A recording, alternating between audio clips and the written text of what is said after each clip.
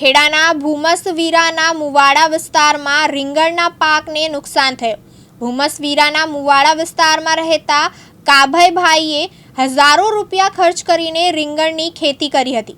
તાજેતરમાં થયેલા ભારે વરસાદના કારણે ખેતરમાં પાણી ફરી વળ્યા હતા, જેને લઈ 2 વીઘામાં કરેલા રીંગણના પાકને નુકસાન થવા પામ્યું હતું। જી આપનું નામ? કાભાઈભાઈ છગનભાઈ।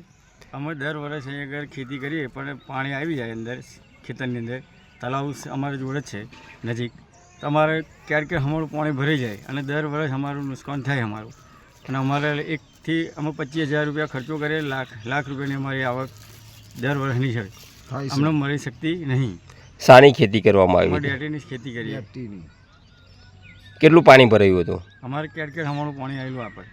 કેટલા વીઘામાં ખેતી કરી છે? હવા વીઘું। દર વર્ષે કેટલી આવક મેળવો છો તમે? અમારે લાખ રૂપિયા આવક। હાલ અત્યારે નુકસાન થયું છે, તમારી શું માંગ છે?